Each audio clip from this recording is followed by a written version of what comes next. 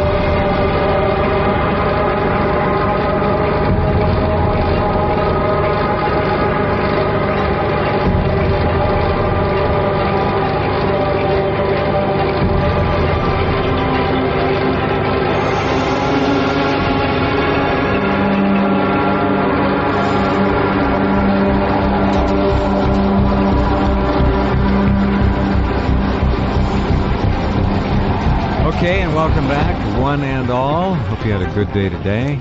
If you didn't, as I say, most of us will have another chance tomorrow. Gerald Celente, the master of trends and a man who is looked up to by so many people around the world, is with us once a month, and we're very proud to have him with us tonight. Let's see how the connection is. Back to New York. Kingston, New York. You're still in Kingston, aren't you? Oh yeah, colonial Kingston. Yeah, I hope all of you get a chance to see the beautiful building, and you've got another building, I guess now, that Gerald has done. You have such incredible history as a human being. You've been through so much, and yet you have such artful, skillful, sophisticated, elegant taste. It's just and you decorated it, and that just amazes me. Good decorating is not easy. Not easy. Thank you. You know, a friend of mine has a great line. Beauty is the antidote to fear. And so what we've done is we've made our headquarters over here as beautiful as they can be. There's over about 140 plants, and I take care of every one of them. And we have art on all the walls, and everything is beautiful. So it helps the creative process, and also, more importantly than that, you spend a good part of your life here, so it better be nice, So anyway, all too true, too true. And also, I'm a believer, as you well know, that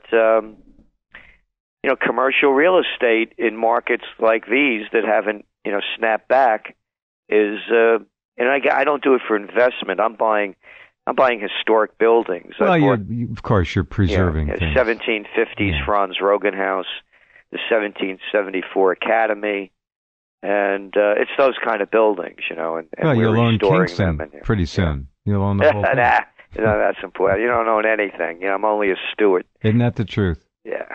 Yeah. All right, my friend. Every time we talk, things get to be worse on almost every front. More insane, more crazy, more criminal, more evil. And then there's that level of evil that's beyond evil. And it's becoming more apparent now all the time that they make no effort whatsoever to hide what they do. There's no stealth. It's in your face. Sheep, take it or leave it. Doesn't matter to us. We don't care anymore. They have no respect for human life. They have no respect for this culture, this society. Every indication seems to be, and I pull a lot of this from the TrendsResearchInstitute, is that they are planning much worse things than the average American could even dream of. That's what they're planning. Well, they when you look around the world, Jeff, again, you're seeing the equity markets are reaching new highs. It's the consumers are spending again. What they're not saying when they mention the last round of consumer spending, for example, is how much personal income has declined and how much savings rates are back to 2008 recession levels. And how low the job figure really is. Yeah, what if they lost 139,000 jobs last month? That's right. They say they created 200. The number is diminishing all the time. And then you look at the other factor as well. Median household income is well below 1999 levels. And then you look at the jobs that are being created. Most of them are very low-paying jobs. And then you look at also as spending is going up, so too are debt levels. They're back on the rise. Yeah. And then this whole new phenomena that we have that never existed before, and that's the student debt crisis. This is a racket. I mean, what are you going to? I mean, you're going to school and spending $120,000 to get a degree in photography, geography, history. Right, I mean, sociology. Or a psych major. That's right. You got to be psycho to be a psych major. That's true. And then it's a whole racket. What does the NCAA have to do with education? Right. And so they build these colleges that are just enriching the already rich institutions that don't pay any taxes. By the way, they get a break. They're the presidents make millions and millions of dollars, as well as faculty, making absurd figures. So we have all this building up, and the only thing, as I keep calling this, is an interest rate recovery. I mentioned to you I'm buying these buildings. Jeff, I got a commercial loan at 3.25%. Wow. I got one of the buildings is zoned residential. 2.875 locked in for 15 years. I mean, it's unheard of. And so when people are buying, look at the automobile sales. They were back up to 15 million units a year. At the height, things were booming. It was 17 million. Well, hey, check this out. I got a deal for you. You could buy a car, step right up, 0% interest. Yeah. Exactly. For 60 months. That's right. For 70 months. Yeah. So they're creating another bubble by bringing people in that can't afford. When you're talking about buying an automobile, like a college education, they have, on average, about $29,000 debt. Well, your average automobile costs $30,000. So these are purchases that are going to put you in debt and make you an indentured servant for virtually the rest of your life. Well, it's all been forecast by Gerald. It's in the TrendsJournal. All the research is there. We knew it was coming, especially if you read the TrendsJournal and listen to Gerald. It's all something that is, again, I think, beyond the realm of most people with respect to wrapping their minds around it. I don't think they can get it. It's too big. It's too much. It's coming from every angle, every direction. This is not Camp FEMA. I'm not worried about that. We live in Camp Usury. That's what it is. This nation is so indebted now. Personal household debt is what? $25,000 to $30,000 just in credit cards on average, something like that. And it's going up all the time. These people with student loans, Gerald, as you know, are never going to pay them off. They'll never pay them off. No, they're going to have to be written off. And they should be written off. If it's too bad they didn't major in anything worth a damn, then the country could say we're going to write these off and invest in the country, kind of like a recovery project. The infrastructure of the country is based on education and intelligence of the general populace. That's part of the infrastructure that people miss. And so, you want to write these loans off? That's fine with me. It wouldn't bother me at all. Except, as you say, and we've pointed out on this program for years, these people are majoring in idiocy and going to work. No, I'm sorry. Go on. No, they're majoring in idiocy, and they're going to work for $10, $11 an hour if they're lucky, and they've got no way to pay these back. And if they default after 9 months, the amount owed, as you know, is automatically increased by the feds 25%, and they turn these loans over to collection agencies after 9-10 months. That means they've written the loan off already because the collection agency at minimum gets 50% of whatever they do collect with their extortion and their strong-arm tactics. So the government's just throwing the money away already. Let's formally write the forgive the loans, forget it. The whole thing is criminal. I just run out of words for it. I really do. You know, we're writing now the Spring Trends Journal, and we have this whole dialogue, in a conversational form of I don't want to hear it. We call it the I don't want to hear it trend. And I get letters all the time by people saying, you know, they try to wake their friends up, but they don't want to hear it. And we play this out with correspondence that we receive and what people say. You know, they don't want to hear that things are getting worse, even though they know it. They don't want to hear that big corporations control the politicians who control their lives, even though they know it. And they don't want to hear that their government keeps taking away their freedoms, even that they know it. They actually don't want to hear it. And that's the truth. They don't want to hear it. Leave me alone. I don't want to hear that stuff. It's too negative. I've got enough trouble. Don't bother me. My mind's made up. Don't bother me with the facts. My mind's made up. Jeez. All right, hold on. Be right back in a second.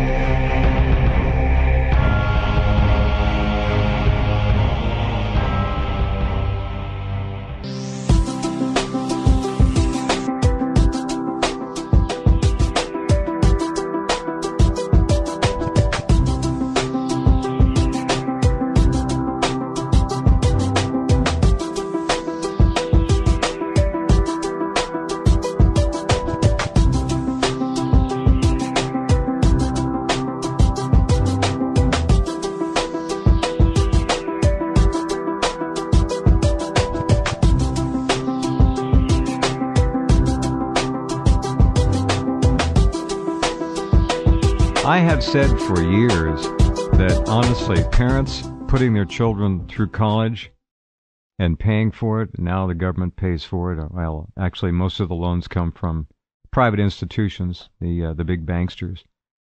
But the idea of going to college for 4 years, for most students, is nothing more than an exercise in drugs, partying, and sex.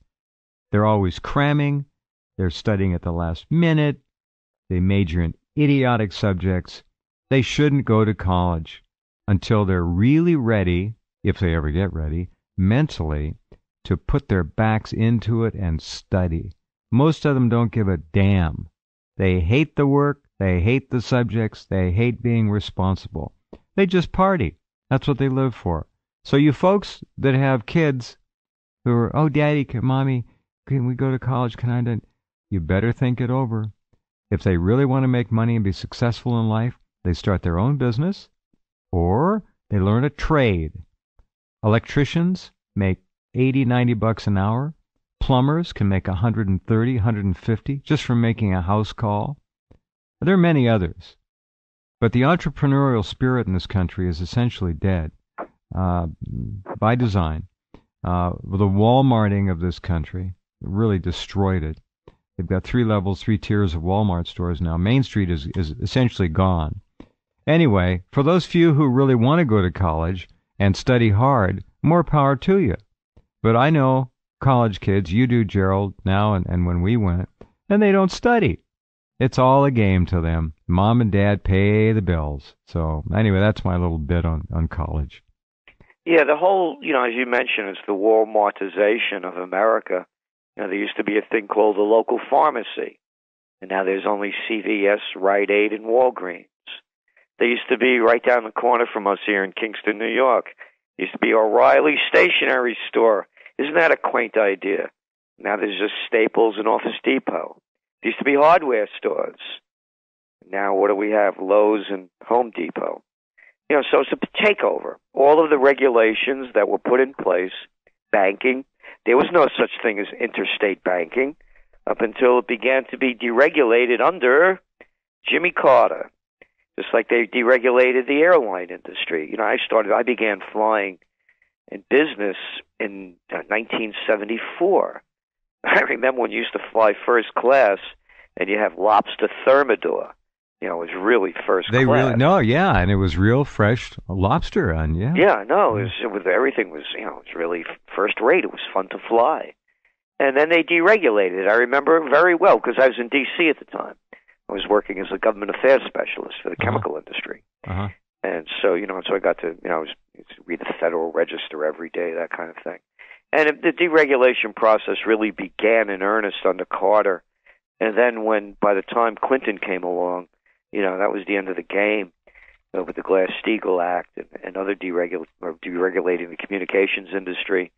And then, tonight I'm watching the so-called news. I have to watch this crap to see what they're saying so, we could alert our readers to how stupid the things are going on. And I just want to know what the tempo is. And I'm watching these drug ads. They're a riot. There's like 6 seconds of what the drug, how it's going to make you better again. And then the rest of the article is how it's going to kill you. That's right. It's funny. You got to laugh. You got to laugh at it. It's black humor. And that happened under Clinton. They didn't allow drug ads on TV. I remember when it happened. I thought it was about 1996 or 97.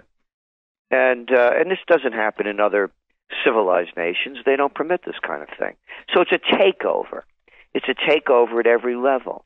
And something really interesting that, of course, the media doesn't know here, and neither do the people, and that's what's happened in Italy with Beppe Grillo's Five-Star Movement Party. I'm sure you're aware of it. Oh yeah. Yep. And he got more votes, his party, than the other two coalitions. The other two parties were all their coalitions, and they've been unable to form a government. And he really stands for a lot of the things that I write about and promote. Among them, direct democracy, to let the people vote. Let the people vote. You want to go to war? Let the people vote. You want to stay in the euro? Let the people vote. You want to bail out banks? Let the people vote. See how far it goes. And we don't have a representative form of government. The only people these representatives represent are the people who are the most powerful and give them the most amount of money. Period, paragraph. It's called bribes and payoffs. So that movement is very important. We're going to be writing a lot about it because it's not a protest. Protests come and they go. You look at the protests, what happened in the so-called Arab Spring. Again, we wrote about it before it happened. Yeah. And Easy call. And we said this isn't going to last. Right. And we said, well, here comes the new boss, same as the old boss. And the same thing in Tunisia. The same thing everywhere where you throw out one party through protest and another one comes in. A movement is different. A movement has a foundation underneath it. Right. And when you read what this movement is about, it's a true democracy. It's returning the power to the people.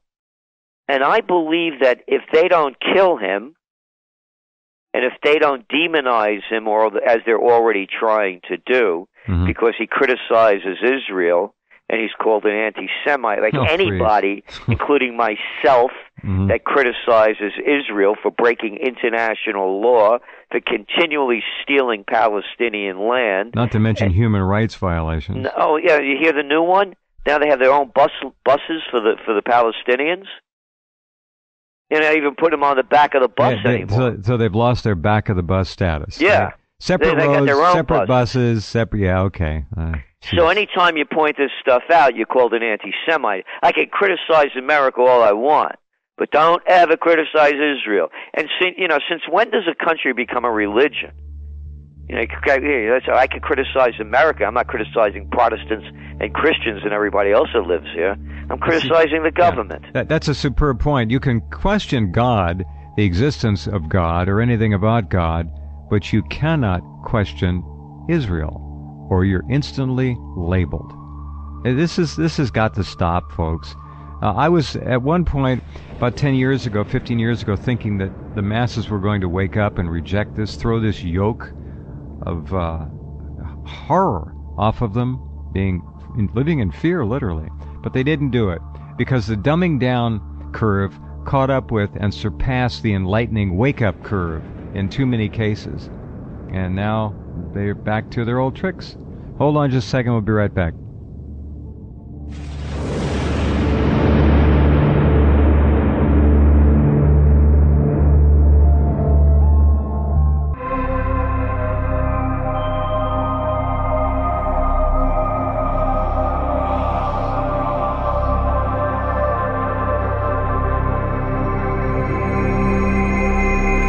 Talk about. I'm just going to briefly touch on a few of them.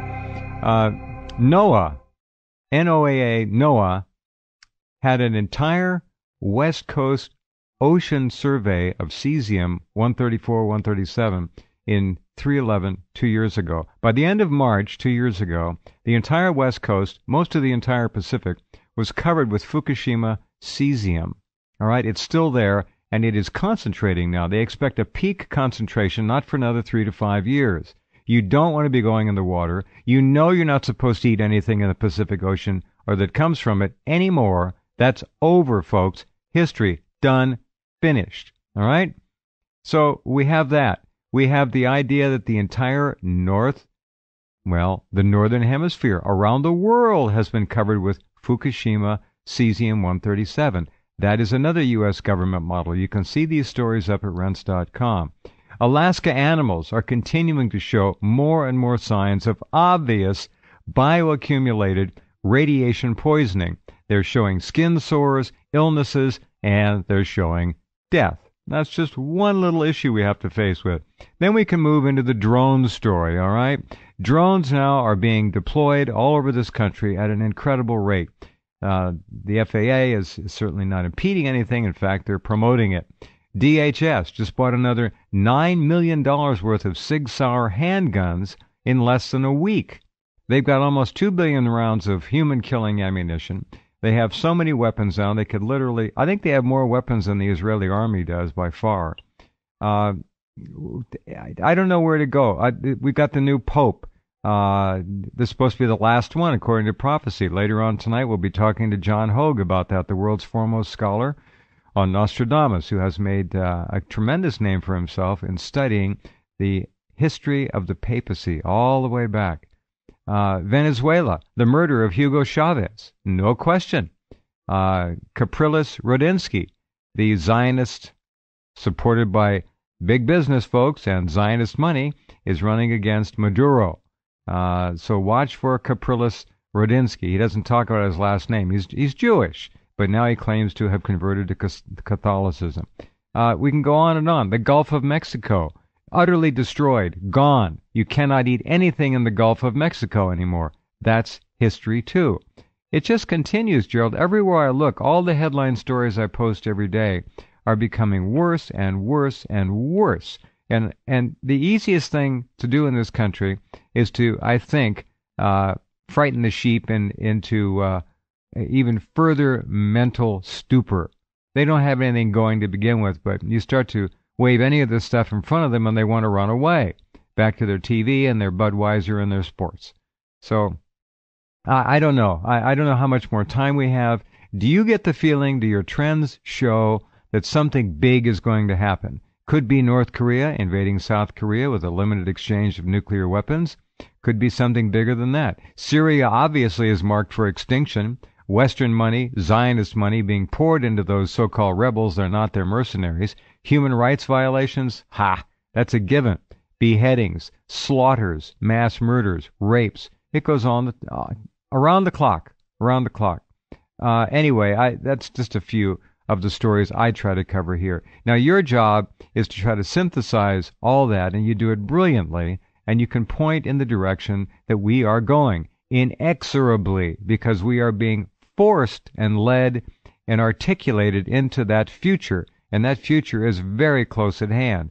How does it look to you?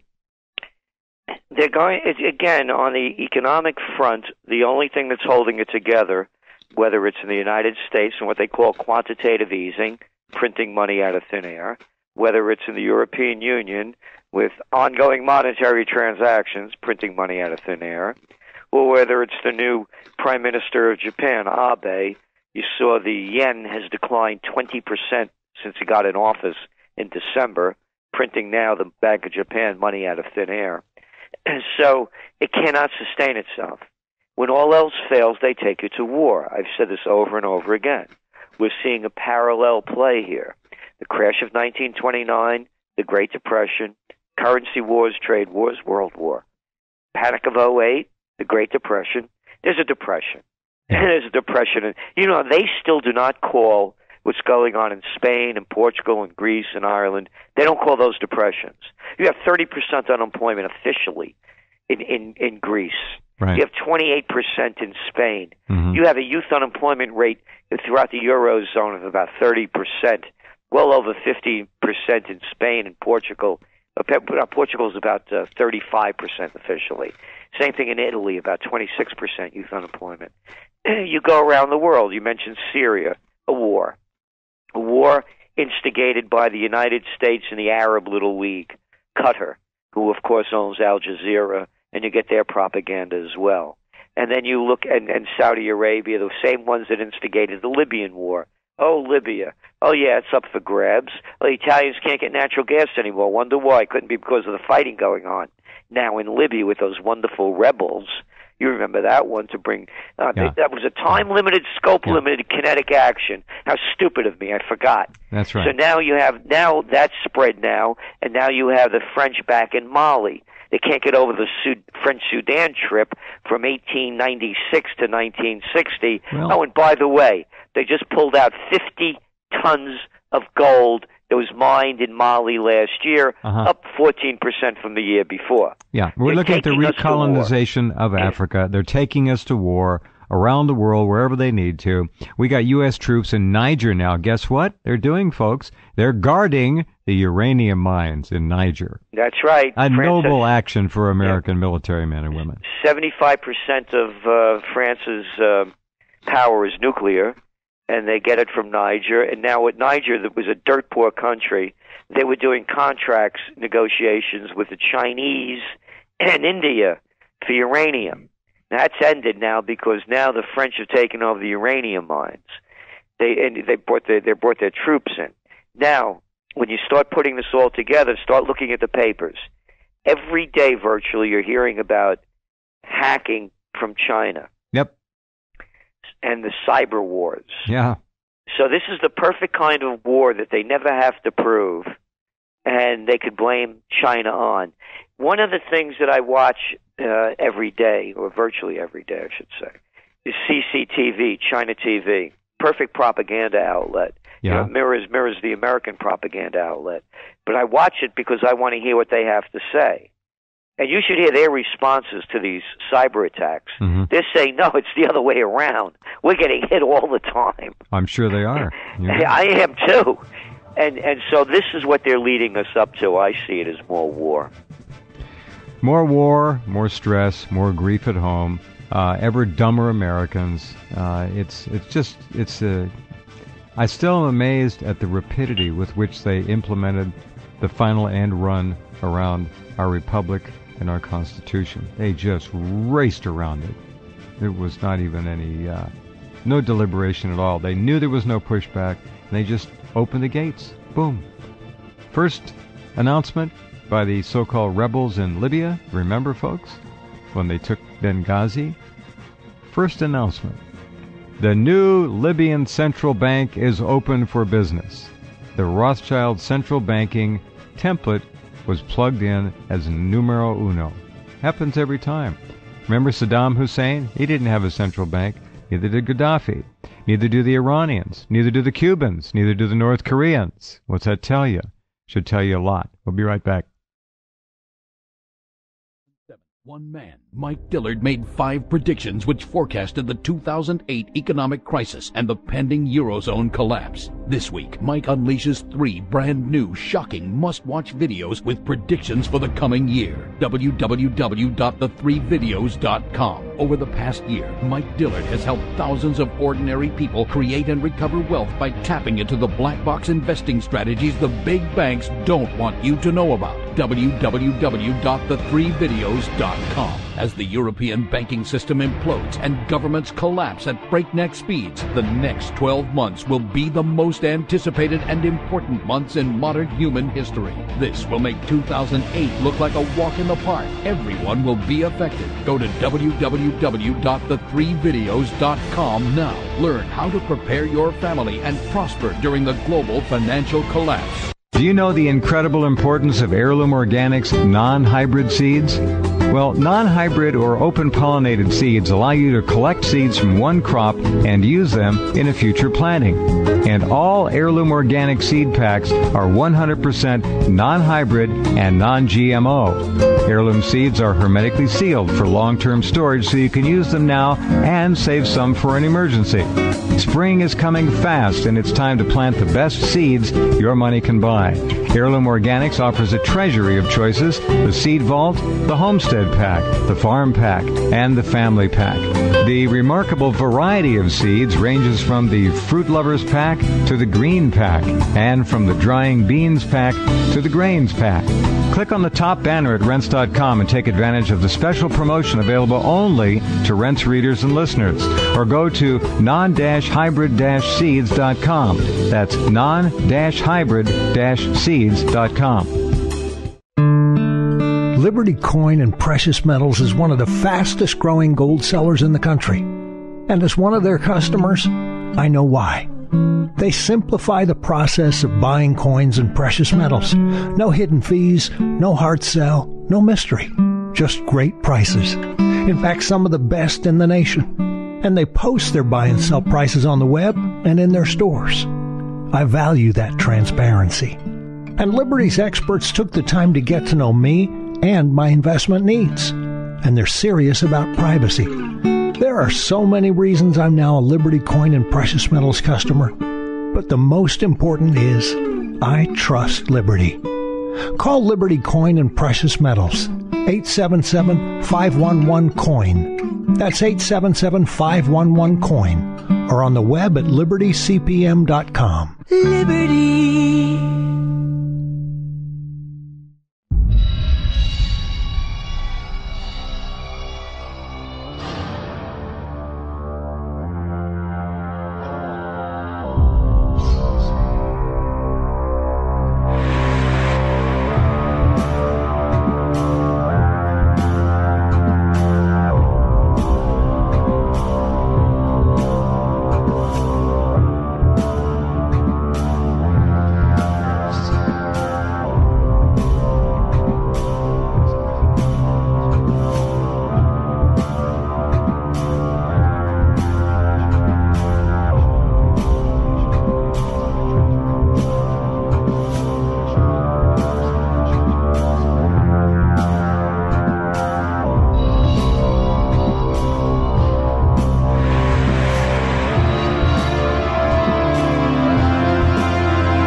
Okay, back with all of you folks, and Gerald as well.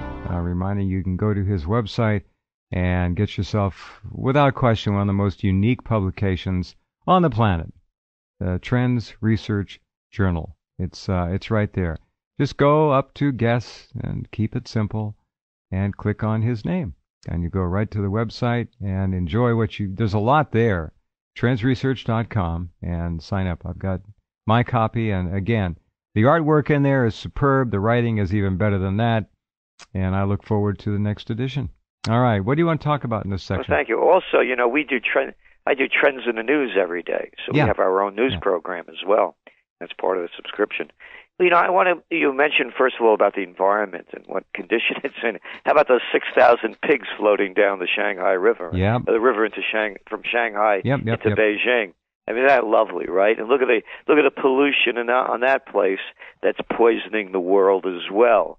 And you mentioned before about I thought that there would be some kind of uprisings in this country, and then I realized when you put it all together, and I listen to the people that advertise on your show, and it's the antithesis of what I have to say right now. Think of the American population and what it looks like.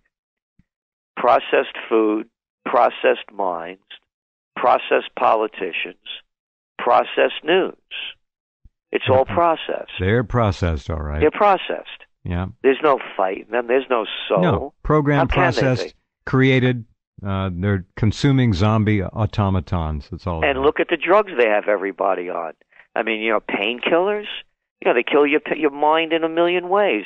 If I was a kid now, they would have me so screwed up on Ritalin or Zoloft or anything else. I ran away from kindergarten at 4.5 years old. You'd have been pegged immediately and sent to the nurse's office. The nurse would have sent your parents a note. We got to take Gerald to the doctor to have him examined, and the doctor would recommend SSRIs or Ritalin, and you'd be screwed. Yeah. I ran away. I grew up in the Bronx. I ran across the Boston Post Road at 4.5 years old. Yeah. And that was the major artery before the thruways and the expressways. Like screaming, "Ma!" They went berserk. They took me out of school. When I was too young. I was too young to go. And I loved hanging out with my mother. May she rest in peace. And my aunts and the ladies all day long. I was having the time of my life, eating well, napping when I wanted. I didn't want to go to school. I got left back in the 5th grade. I was the dumbest kid in the school. Nuns beat the hell out of me. I have a perforated middle ear. I hated every day of school. Mm-hmm. And it wasn't because I, thought it was a lot of baloney. I couldn't understand a damn thing they were talking about. It was a foreign language. Mm-hmm.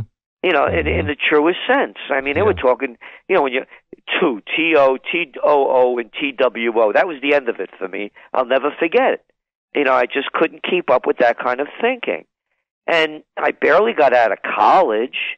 Out of high school. I got out with a 70 average. And that was the bottom you could get in New York State. So they would have had me so whacked out on drugs. And that's what all these kids now are done. They're cooked. They go to school to study. And as you said, it's party time. And now they take all of these drugs to keep, like Ritalin and other drugs, to keep them so that they think they can score higher grades. And so the whole system, and now what they're doing, because there's no social programs anymore, these young kids that come from these families that, God forbid, any of us came from, their mother's whacked out on meth, they don't know who their father is, and these kids they're upsetting in school. And exactly. Now there's no social programs. Right. There's no after-school programs. No. There's nothing for them. So shoot them up with drugs. Shut them up. Yeah. And these are the people now we're putting into the system. I have to tell you an interesting story. Yeah, go ahead. On Sunday up here in Kingston, they had the St. Patrick's Day parade. My buddy, Dr. Mitch Skolnick, we're going for a walk. Then the parade goes by. So let's go march in the parade. So we start marching in the parade, and all of a sudden this Capitol Brass, a terrific band from Albany, that's the Capitol up there. They were playing. It was great music. It was doing Peter Gunn. They were great, and I'm boogieing alongside the band. And I boogie. I swear to you, Mitch was there. He'll tell you. For 2 miles, I was out in the street boogieing with the band. Well, here's the story. I couldn't know. Everybody along the line was tight. There was one mongoloid boy. Mm-hmm. And he is playing to the music. And then as I'm going along, this mentally impaired young girl, probably about 14 years old, mm-hmm. overweight, and holding a doll. Mm-hmm. And she comes out and she starts dancing with me. And this is the only, the whole route, that was the first one I danced with, and we danced for a while, and then the people that, were watching, let them go on, And so then I walked on, I'm dancing further, and there's about an 84-year-old woman in her 80s, and we start dancing. And I figured it out, and again, Dr. Skolnick was with me. I said, Mitch, I said, look what we just saw. I said, the only people that were loose didn't let their mind stop the sound from hitting their heart. There you go. Yeah. Everybody was so tight. And then you look at the physiques on these people, Malone. I'm telling you, it was a blimpie base out there. Young kids. You know, you could one after another. What's happening to this society? They can't run. They waddle. They can't run. I know. Matter of fact, on our Trends Eye View, we'll be posting it for the public probably within a month. We do mini documentaries each month, too, as part of your subscription. It's You're Just Too Fat, and that's that. It's an old song from Louis Jordan, and our video editor, Ryan Lennox, did a whole thing with it. Too fat, and that's that. I like that. But the point that what I was saying is that here the only people that could appreciate this great music that didn't let this stupid movie get in the way were the people that felt the sound of the music and it hit their heart. And here is another level of that story.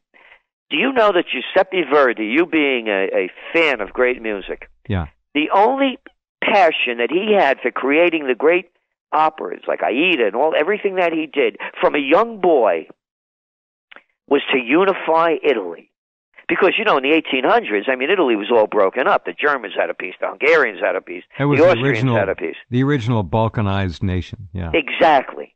And it was he through the music, he gave the people the spirit and the will to throw out the invaders, to unify the nation. When he died, his funeral was attended by more people than any other funeral that's ever been before or after in recorded history. I believe it. And I believe it could be done with music. Again, this was this story that I'm telling you about. Watching this Mongoloid, but this kid was playing. He was right on beat, and the two people sitting on either side of him, they were stiff as a board. I have always felt sorry for people who cannot hear music. They can't feel it. That's the point. Because they can't hear it because they got this movie playing in their head. Yeah, or sports or something, whatever. Yeah, whatever movie, whatever drama's going on. Yeah. Yeah. And most of them are in heat anyhow. Hormones block it. No, the path through the ear to the heart that music can take is rarely taken anymore. I mean, great music, real music. Giuseppe look Verdi. At this crap that, this rap. Rap is not music. No, it's not. You can call music. it poetry if you want to, but it has nothing to do with music. There's no instrumentation in it. It is not music. Period, paragraph. Call it something else. I don't know what to say to people who can't hear great music anymore. My brother sent me a clip of Leonard Bernstein conducting the Berlin Philharmonic, and the clip contained the last two movements of Sibelius' Second Symphony. Dazzling. I'll send it to you. It was so amazing. Lenny was so, Bernstein, he almost transcended. You could see it. I mean, the guy almost matriculated out of there. The music was so magnificent, and that kind of music literally cannot be composed today because the human mind has changed and been so transgressed upon by modern culture and technology that spirit, that spirituality, that moral wellspring of genius that the great conductors went to and kept going to, it's not there anymore. They can't do it. They make noise. Symphony music in big Hollywood movies. People think that's classical music. It has nothing to do with classical music. It's big noise. It's orchestral noise. Yeah, and everything's over-amplified, too. That's the other my thing God. I hate. Oh. I hate it. Yeah, it is. The pure sound is gone. It's a tragedy. And it's we've lost it, Gerald. We can't. They stopped. The first thing that I don't know. No, I believe in a renaissance. It happened before. Right, well, look, the pendulum will always swing back. I agree. I believe in it. I'm that's with you. what I'm pushing for. I just don't know when. Yeah, I don't either. Here's another note I'd like to quickly talk about.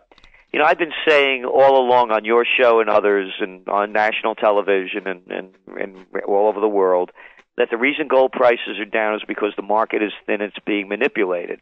And of course, I'd point to LIBOR. If you can manipulate interest rates, about $600 trillion worth, absolutely, you can certainly, manipulate a tiny gold market because they're debasing all the currencies by all of this quantitative easing and ongoing monetary transaction, etc. So they can't let people get into gold. The point being is that read today's Wall Street Journal. You know what the headline is? Gold will be the next LIBOR. U.S. probes gold pricing. There you go. How long the London gold price is fixed. Yep. Yeah. Of course, they won't probe anything, considering who the probe is. I guessed right. That's the game. Wow. But it's rigged. Oh, God, is it? Gerald, thank you for being here. Talk to you next month, my friend. Be well. Okay, thank you. All the best. Bye. Good night. Gerald Celente, TrendsResearch.com. Do get that. If you can afford it, get that publication. It's a masterpiece, each one of them. All right? Be right back.